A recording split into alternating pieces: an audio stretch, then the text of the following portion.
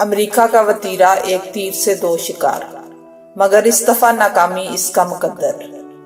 امریکہ کے ایران پر حملوں کی تیاری مکمل ہوئی ہے، جبکہ ایران نے بھی تیاری انجام تک پہنچائی ہے۔ ایک طرف سے دنیا اس جنگ سے امریکہ کی نیست و نابودی دیکھ رہی ہے، اور دوسری طرف اسرائیل کا وجود ہمیشہ کے لیے ختم ہوتا نظر آ رہا ہے۔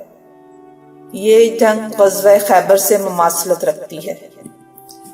ایران پر حملے کی مخالفت کرنے والے ممالک میں سب سے پہلے انڈیا سامنے آ رہا ہے، کیونکہ چابہار بندرگاہ سے جو مفادات بھارت حاصل کرنا چاہتا تھا، وہ سب مفادات بھارت کے چکنا چور ہوتے نظر آ رہے ہیں۔ اس لیے بھارت اس جنگ میں امریکہ کی حمایت نہیں کر سکتا۔ دوسری طرف چین اور پاکستان امریکہ مخالف سمت میں کھڑے ہیں، کیونکہ ایران پر حملہ کرنے سے سی پیک کو روکنا آسان ہوگا۔ اس طرح چین اور پاکستان کا خواب مڈل ایسٹ کے تیل تک اور چینی تجارت کے مقاصد جس کے لیے سی پیک بنائی جا رہی ہے، شرمندہ تعبیر نہیں ہو سکتا۔ دوسری طرف ایران پاکستان کا ہمسایہ ملک ہونے کی وجہ سے پاکستان اور چین دونوں متاثر ہوں گے، جبکہ چین تیل کا بڑا ذخیرہ ایران سے حاصل کرتا ہے۔ اس لیے چین اور پاکستان امریکہ مخالف اور ایران کی حمایت میں کھڑے ہیں۔ دوسری طرف روس اور ایران کی دوستی پہلے سے مستحکم ہے اور اتحادی بھی ہے۔ شام میں ایران اور روس نے مل کر داعش کا مقابلہ کیا تھا، اور اب روس کسی حالت میں دوبارہ مڈل ایسٹ میں امریکہ کے اثر و رسوخ کا حامی نہیں، اس لیے وہ ایران کے ساتھ کھڑا ہے۔ ایشیا کی سپر ایٹمی طاقتیں امریکہ کے مقابلے میں ایران کے ساتھ کھڑی ہیں، جبکہ یورپی ممالک بھی امریکہ کی مخالفت میں کھڑے ہیں۔ ہو سکتا ہے روس اور چین اس جنگ میں بذات خود شریک بھی ہوں۔ ایران نے جنگی پالیسی مرتب کی ہے۔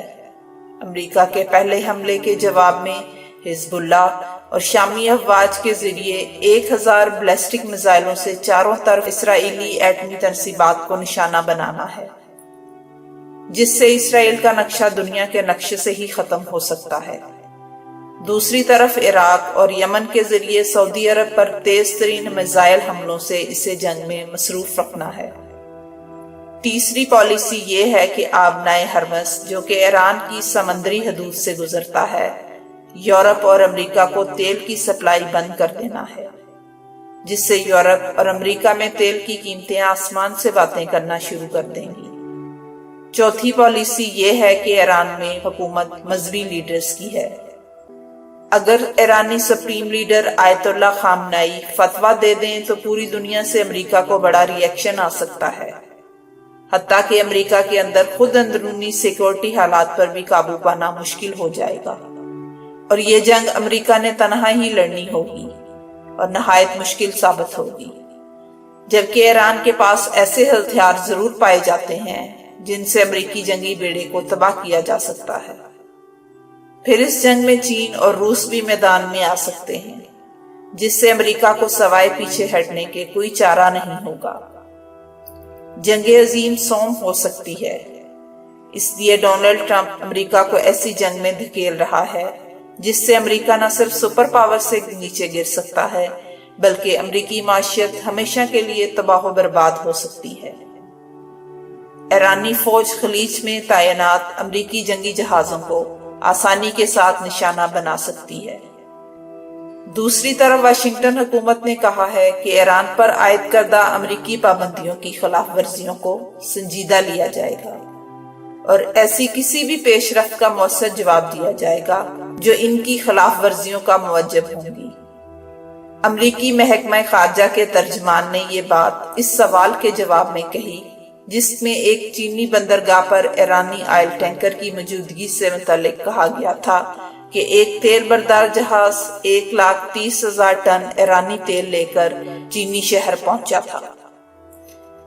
ایرانی وزیر خارجہ چین پہنچنے سے قبل جاپان اور بھارت کے دورے کر چکے ہیں۔ چینی وزیر خارجہ نے ایران مخالف یک طرفہ امریکی پابندیوں کی مخالفت کرتے ہوئے اپنے ایرانی ہم منصب کو یقین دہانی کروائی کہ ان کا ملک تہران کے جائز حقوق کا دفاع کرے گا۔ چینی دارالحکومت بیجنگ کے دورے پر اسلامی جمہوریہ ایران کے وزیر خارجہ محمد جواد ظریف کے ساتھ ایک ملاقات میں مزید کہا گیا کہ ایران اور چین ایک دوسرے کے اہم شراکت دار ہیں جن کے درمیان جامع تعاون کا نظام قائم ہے۔ انہوں نے مزید کہا کہ چین امریکہ کی یک طرفہ پابندی اور اس کی فرضی حکمت عملی کا مخالف ہے۔ ہم ایرانی خدشات کو سمجھتے ہیں، اسی لیے چین ایران کے جائز حقوق اور مفادات کا تحفظ کرے گا۔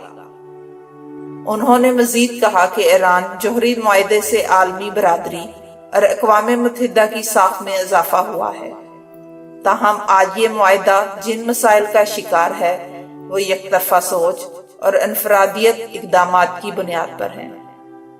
وانگ پی نے جوہری معاہدے سے متعلق ایران کی کارکردگی کو سراہتے ہوئے کہا کہ ایران نے تعمیری کردار ادا کرتے ہوئے یہ دکھایا کہ وہ جوہری معاہدے کا خاتمہ نہیں چاہتا۔ اس موقع پر ایرانی وزیر خارجہ نے کہا کہ ایران جوہری معاہدے سے متعلق رونما ہونے والی کشیدگی کا ذمہ دار نہیں اور نہ ہی ہم اس معاہدے سے نکلنا چاہتے ہیں۔ ظریف نے اس عزم کو اعادہ کیا کہ ہم جنگ نہیں بلکہ خلیج فارس میں امن و استحکام کے حق میں ہیں۔ حالیہ کچھ دنوں سے ایران اور امریکہ کے مابین کشیدگی میں اضافہ ہوا ہے۔ رواں ہفتے کے آغاز پر ہی خلیج میں 4 آئل ٹینکروں پر ہونے والے حملوں کے بعد امریکہ نے بغداد میں تعینات اپنے سفارتی عملے کے کچھ اہلکاروں کو واپس بلوا لیا تھا۔